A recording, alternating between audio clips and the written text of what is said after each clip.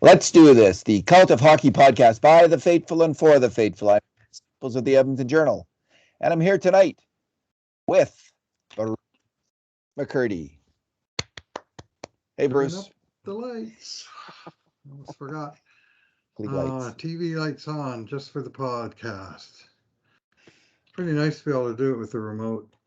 Oh, wow, high tech, man. Yeah. Just one more thing to break, though, Bruce. Remember that. My son put LED lighting around the Holy moly, corners of my room. It's great. You're living like it's 2022. Yeah. I can make it blue and orange if I want on other game nights, or bright white for a podcast, whatever. All right, the Oilers won. Yippee, 3 games in a row under Jay Woodcroft. They're looking like a better defensive team under Jay Woodcroft, and they look like a pretty solid defensive team tonight. The grade A shots were 10 each. The Oilers had 6 5-alarm chances to 5 5-alarm chances for LA. So a very tight game. The score was 5-2, but it was tight right to the end. It was 3-2 until empty net time. And we'll do our 2 good things, 2 bad things, and 2 numero podcasts. Bruce, what is your good thing? We'll just do one each. It's late. Well, I'm going to go with Zach Hyman tonight. I thought he was. This was a game that featured a lot of trench warfare.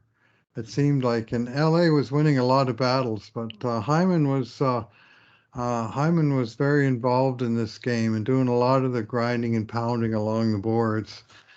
And along the way, he chipped in on 6 grade A shots for the Oilers, including making a crucial play just to cause the possession that led to the gigantic goal that McDavid scored that you're going to talk about. I was just saying to my wife just before that this, it had the kind of taste and smell of a 1-0 game, Yes. the way it was going, and the junky goal that the Kings scored, and it just seemed like they were just trying to just dig their way through the mud. There was no clean ice, and it didn't seem like there was any clean passes and stuff. But Hyman was doing his thing along the boards and in the low slot. He had 3 shots, and he blocked 3 shots with a tremendous amount for a forward. He had 4 hits.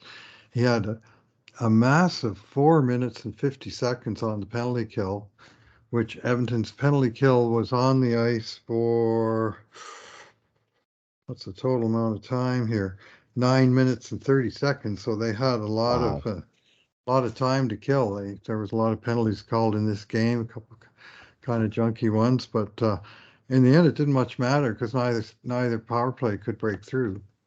So kudos to Edmonton's PK unit, not so much to their power play unit, which continues to struggle. But Hyman was a big factor on that, and he didn't get an assist on the McDavid goal, but ultimately he was rewarded with an empty net goal of his own that really put this one away in the end. He made a couple of good plays there, one to just get it to McDavid and let Connor worry about the puck while he blasted down the ice and got open for the return pass and beat the defenseman for the tap into the empty net.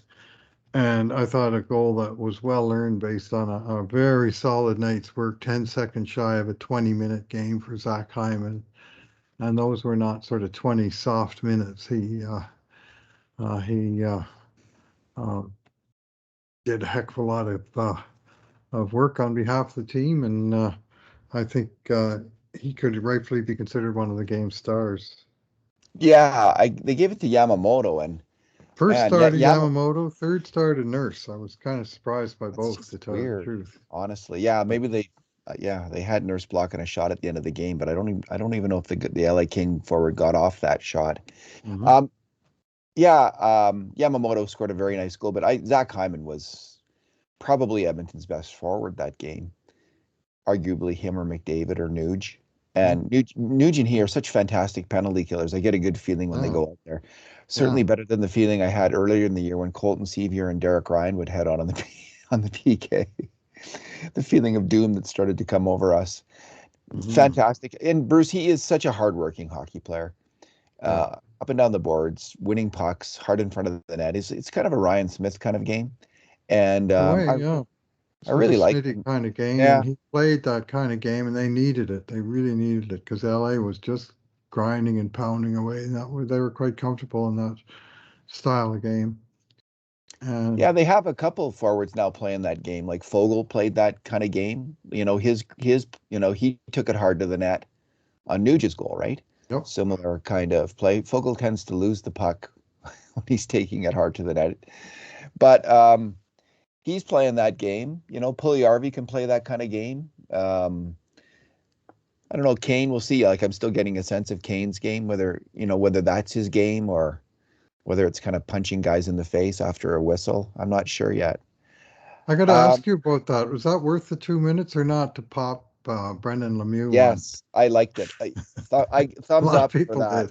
did. Yeah, it was the other. You know what? And I didn't think he actually deserved the other penalty. He hit the guy's stick. That was weak. You're allowed to hit a guy's stick, are you not? Like it's just Yeah, called a stick check. yeah, When he has the puck, you can hit yeah. his stick. Hmm. So anyway, I liked what he beaked off at the ref. It was a bad call. It was a Hmm. bad call, Yep. and at a really tough moment, but the Oilers were able to kill off that penalty. Uh, I'm just going to build off what you were saying, Bruce, for my good thing, because it Hmm. is that goal that Hyman initiated with a good play along the boards to help win the puck. And up until that moment, there's 2 minutes left in the second period. There had only been one five-alarm chance all game long, and just a handful of grade A shots as well. It was a boring, tedious, dull, and frustrating game because the Oilers were down one, and all of a sudden there's this outburst, absolute outburst, ignited by a little bit by Hyman and then by Puljujärvi. Like they each build on each other's play. Hyman wins a little battle, and Puljujärvi kind of bursts into the zone, and gets it over to McDavid for the initial play on net. And then Puljujärvi's just hard at the net and jams it on net for a fantastic chance of his own, and is pushed into the goalie, and that's when McDavid simultaneously is putting the puck in the net. It was a fantastic offensive play. Two players with high amount of skill going hard to the net, and McDavid draining the shot with his effort and fine hands. And that's what they need from Connor McDavid. They need him to score that kind of goal if they're going to win games, and he did tonight, and they won. Those were McDavid's only two shots of the game on that play, Oh but yeah, that was a crucial turning point for sure. And once they punctured King's balloon, all of a sudden the goals started to come. But at that point, there was what, 2 minutes left in the second, yeah. and they they had one um, sort of five bell chance, and LA hadn't had any. It was just trench warfare and the puck along the boards, and just a whole lot of pounding and grinding, and not a whole lot of execution. And even that goal, I mean, at first was there doubt, did the puck get over the goal line? I mean, it never made it in by more than about 6 inches. Calvin Peterson stopped most of it, but not all of it. But it certainly didn't reach the back of the net. And then there was the question of, was it challengeable? Were they going to challenge it? Puljujärvi had kind of lightly had contact with the goalie, but he'd been pushed into him. But you know how these calls go in Especially against these California teams. especially against LA. Yeah. Yeah. And my friend Lowtide was talking about a couple of calls on Twitter, and I just said, "Welcome to the Hotel California."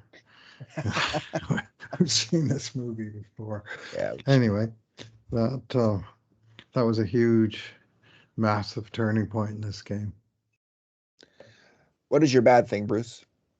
Yeah, I got to go with the first LA goal, and I have to criticize Mike Smith, who did bounce back and play a key role in the win, and he played well overall, but he could hardly have played the first goal any worse than he did. And he was in the first period, he was kind of all over the place. Like twice he iced the puck. I mean, how often do you see the goalie ice the puck twice in one period? and his passing wasn't sharp, and he came out to control a couple of pucks off the boards, and he wasn't really able to get a hold of them. And then on this goal, he did come out to play a puck behind the net, and he kind of barged in front of Lagesson to get the puck. And it was like, I Yes. want this puck. And then he passed it to where Lagesson would have been if he hadn't cut him off in the first place, and it just went right to the King. Well, that was the beginning of his problem. But then he scrambled back into his net, David, and the guy who got the puck in the corner sent it in front, and the shooter, if we can use the term, Arthur, is it Kaliev? Arthur Arthur Kaliev, a big Kaliev. scorer from the Yeah, Ontario big Hockey time League. scorer, great shooter. This was not a great shot. He almost completely whiffed it, and he slid this slimy, slithery little uh, slider of a shot towards the goal, just inside the post. And Smith, I don't know what he did because he had his pad there, and all he had to do was leave his pad there, or he had to just move his goal stick about 6 inches to the left because the puck was literally sliding along the ice. It had nothing on it. And somehow he made a move where he tried to stomp down on it with his glove, like a little kid playing goal that didn't know what he was doing. You see him trying to hold it down on the ice, and he moved his leg while he was doing it. He missed the puck with his glove, and it slid between his leg and the inside post. I mean, it was dreadful, David. It wasn't even sometimes I classify them, as what level of hockey are they? AHL, ECHL, UHL.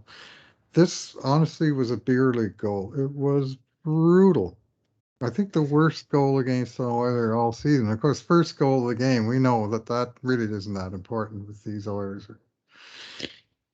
Hey, Anyway, take it easy on full those. credit to Mike Smith. He bounced back hard. He made some big stops, and he made some clutch saves down the stretch as well. But boy, was that awful. Oh, boy. Isn't it, Bruce? And it, my theory is when you get a goal like that, it's hard to come back. Mm, And so there's an example where that goes against my what I was thinking that we can bring this one up or stinker goal against, but the Oilers mm-hmm. were able to bounce back.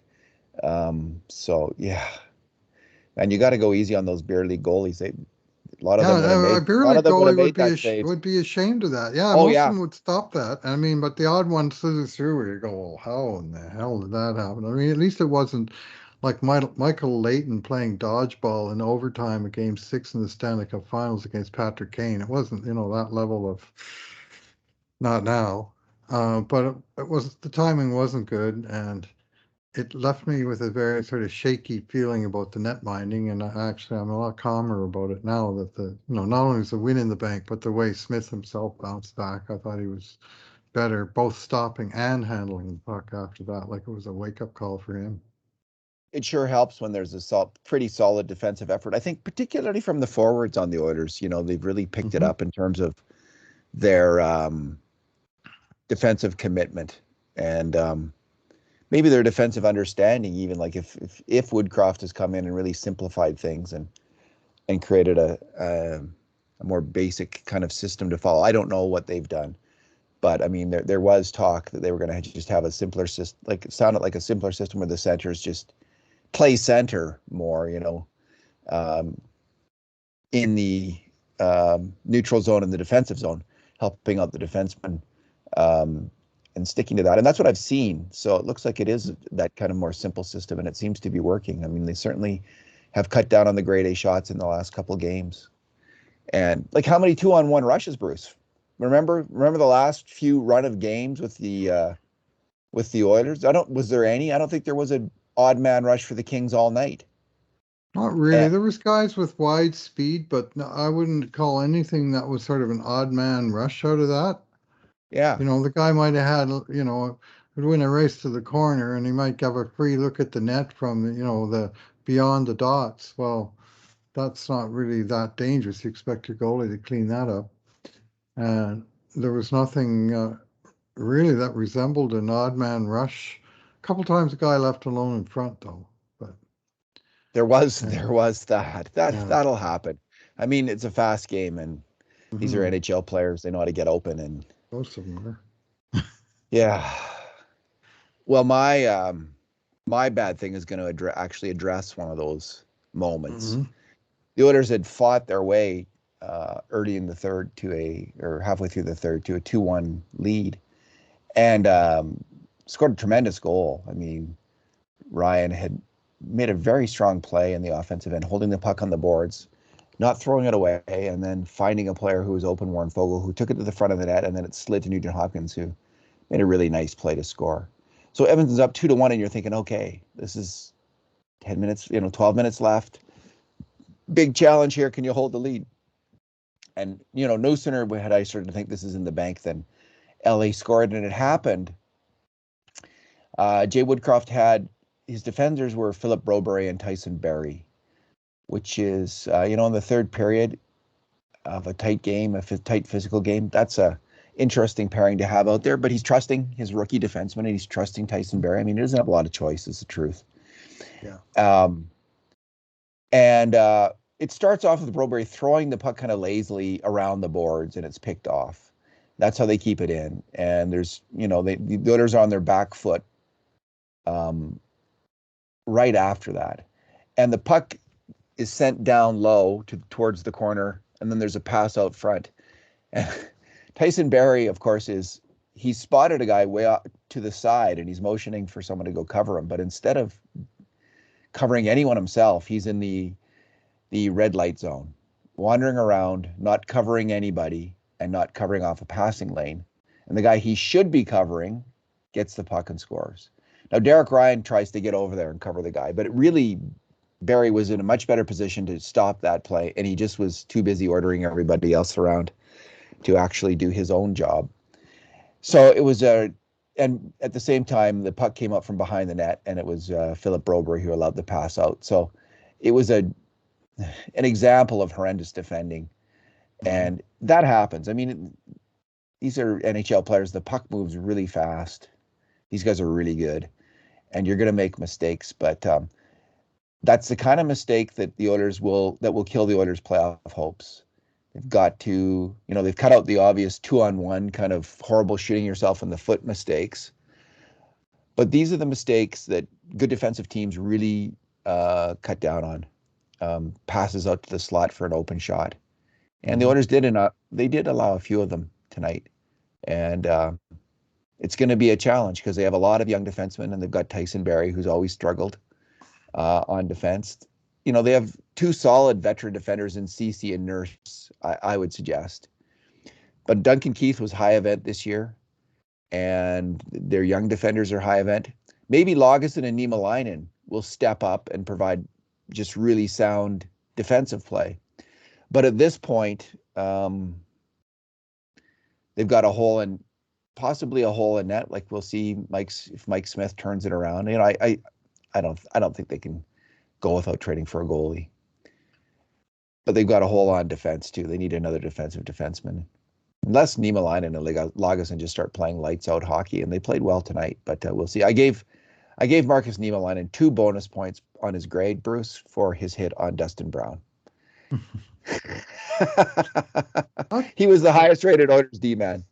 Brown got a big piece of Niemelainen on that one too. That was quite the Titanic collision. Second game in a row between the Kings and the Oilers. That by far the biggest hit of the game was Niemelainen versus Brown. Gotta love it. So yeah, on that goal, just to back it up a little further, it was a minute 5 shift for Broberry and Barrie. I looked it up because I thought Broberry looked like he was sucking wind at the end of it, and I thought, it looked like, what he would look like at the end of a minute 40 or 50 shift.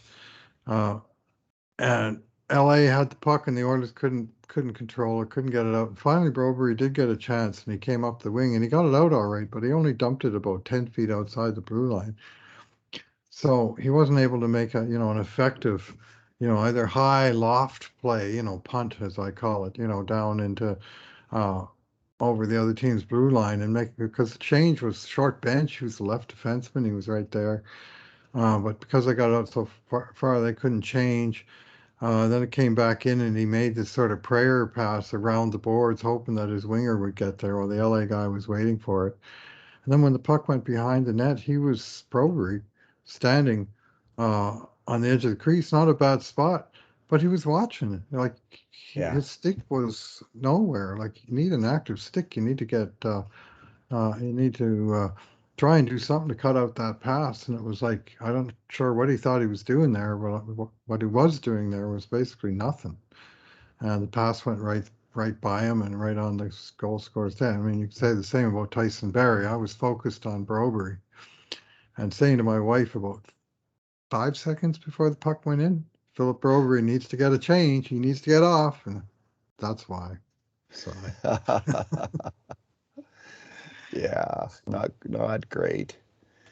Not great at so all. I don't know what his endurance is, but that might be something he might want to focus some off-season training on if he's sucking wind off. I mean, it was a hard shift for sure, but it was only minute 5.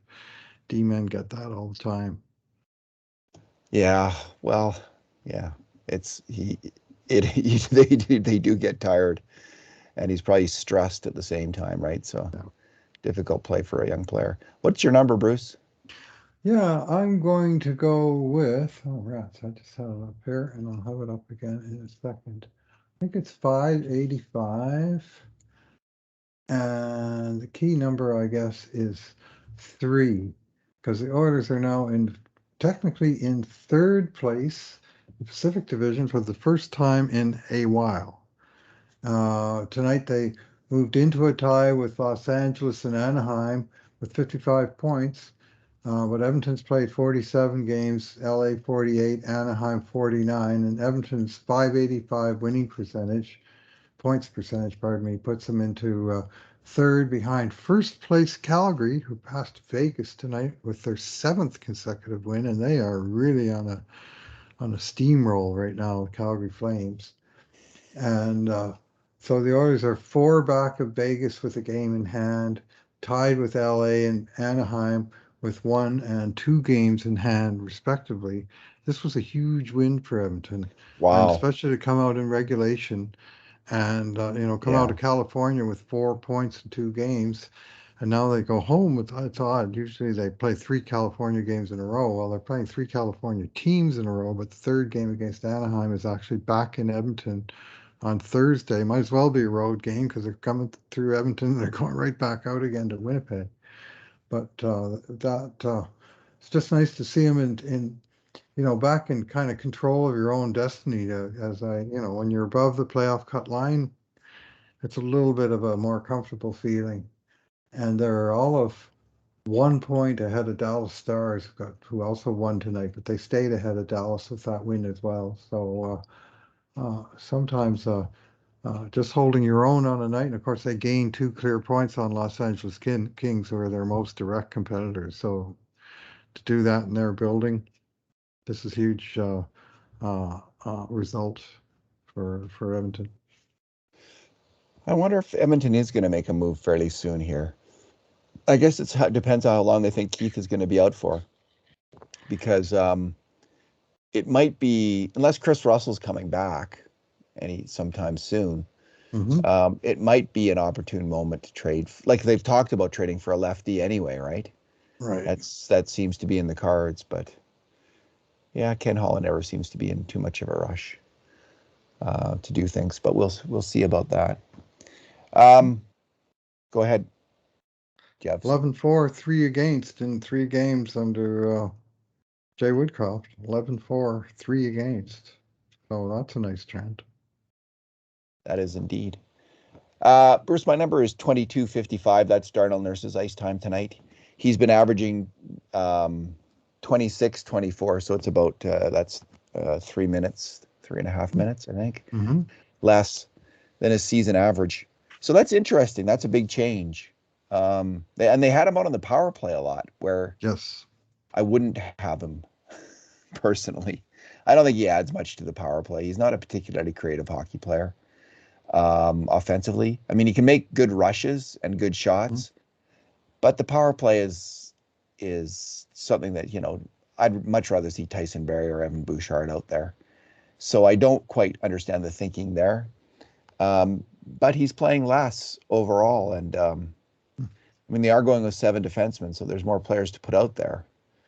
But that's an interesting change. McDavid and Draisaitl also playing less than normal. No, but Well, Draisaitl actually played quite a bit, 23-28. yeah, What did McDavid play tonight? 21. 21-11. So they were closer to there. And Mm-hmm. Nuge was at 21. Of course, there was lots of PK time, so the Nuge was going to get out more Yes. tonight. Lots of special teams time. I don't know quite what to make of Nurse's ice time, whether that's a good thing or a bad thing or what it's all about. Any thoughts on it? Just that it Yeah, is. I didn't see him at his dynamic best tonight. Let's put it that way. And when he is, there's usually crooked numbers all over the event summary. And here's one you don't often see from Darnell: 0 shots on net and just 2 shot attempts, even though he had 4 minutes on the power play in that 23 minutes of ice time. And in fact, all 3 guys that you would think for the power play, Barry, Nurse, and Bouchard, between the 3 of them, they had only 2 shots. So the Oilers weren't generating a lot from the back end tonight. But I think with 7D, um, 3 lefty sharing the rest. I mean, there may be times where uh, Nurse's shift gets pinched one way or the other. Maybe he gets out late, or um, not often that he's necessarily the one who leaves early. But he did play a massive 9 minutes and 29 seconds on the 2 special teams combined tonight. Yeah. Well, here's And one then, theory, Bruce. He was really struggling with all that ice mhm, time at the end, mhm, right? Like he's been a pretty high event player the last month. He's getting a mhm. ton of ice time, but just kind of lots of mistakes, lots of big mistakes, and maybe they just want to settle him down a bit, like refocus him, get him playing solid defensive hockey, like have a good core to his game, which for a defenseman is defensive play. He's been very good this year overall, but maybe that's it. They're just trying to um, get him focused again on the taking care of his own end in the defensive zone, and um, then maybe he'll start to see. I mean, it's not like he's not seeing a lot of ice time. That's a lot of ice time. It's just not the amount he was getting previously. So once he gets tuned into this, he was okay tonight. Um, but I don't think I gave him a 5 out of 10. I didn't think he was had a any kind of a good game. He was just okayish. So Well, tonight we had the 4 young guys who are right in a row on the event summary. Bouchard 15:04, Niemelainen 13:07, Lagesson 14:51, Broberry 11:56. So basically 12, 13, 15 minutes apiece and they were the 4 least on the team, but there's nobody that's getting like 5 or 7 minutes. Or every game, all 7 guys have had at least 11 minutes in all 3 games that they've run with the 7. So they're all getting a reasonable chance. One guy who didn't get any ice tonight was Devon Shore, dressed in place of Tyler Benson. He only played 2 minutes and 57 seconds. So I did don't he know if get something hurt? happened to him. Well, Yeah. maybe because he disappeared from the game, whether he got shorted on the bench or whether something happened to him. I didn't notice something happened to him, and then he kind of just went away. Well, it's interesting to go with 3 lines. I mean, Mm-hmm. um, a lot of these players are perfectly capable of playing that amount of ice time, a third of the game. Like, Mm-hmm. Puljujarvi, Kane, Yamamoto, Hyman, those wingers are all top 6 wingers, can be. And of course, McDavid and Draisaitl. So, yeah, lots of players out there. Fogel can play. We'll see how that goes if they go to more like just kind of a 3-line system. And was it McLeod was out there though at the end of the game on the PK, and he He helped them played get the 12 job done. minutes in this game, Yeah, McLeod. Like he's playing on both special teams, and uh, Woodcroft seems to be trying to give him a push, and I, for one, don't mind that. I think he's yeah. handling it. He's a big, fast player with some skill. If he can play with more confidence and a bit more drive, he can help the Oilers. So, I'm just alrighty, looking Bruce. up Well, Devon Shore here, and his last shift was 3 minutes into the second period. yeah, yeah. Oh, I All wore right. my Well, shirt again tonight because I wanted to show you. Look at this. oh, I got the Turtle Island cool. Oilers I shirt, the like it. one that they made I like it. for Ethan McCarr. well, it was for Aboriginal Day on November Oh 1st yeah. when they played Seattle, and they had this special shirt made for that particular game. And you know how at the beginning of every home game, Chief Wilton Littlechild does Yeah. the little monologue where he talks about Turtle Island, and they're trying to incorporate that into the Oilers logo, and I really like the result. This is a very well done. Lance Cardinal, I think the guy's name is, that did the design. Anyway, this was to me very successful. I will wear this shirt with pride, also on game nights. So, I like it too. It would be an interesting third jersey concept. yeah, it really would Yeah. look great in orange actually with this logo, but it's the color. So, Yeah. Alrighty, Bruce. Well, let's leave it there. We got all it's right. another late night here. So good talking to you. Thanks for talking. Thanks for listening, everyone. And in the meantime, and in between times, this has been another edition of the Cult of Hockey podcast.